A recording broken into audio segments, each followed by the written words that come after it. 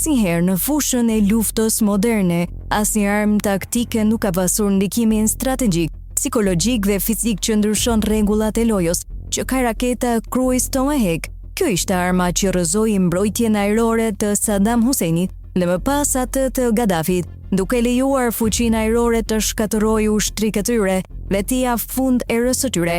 Tomahawk në duart e ukrainasve do të ishin një ndryshim i madh. Nëse ukrainasi do të mund të shkatërronin sisteme S-400 të Putin, ata do të kishin kontrollin e qiellit të tyre dhe do të mund të përdornin fuqinë e tyre ajrore në lulëzim për të luftuar ushtrinë e lodhur të Putin. Këto janë taktika që i shkatërruan ushtritë irakiane dhe libiane, po thuajse pa humbje. Tomahawk në arsenalin e Ukrainës mund të nënkuptojë fundin e luftës së Putin ose edhe fundin e vet Putin, ashtu si ndodhi me Saddamin dhe Gaddafin. Tomahawk është përdorur edhe në luftërat në Ballkan.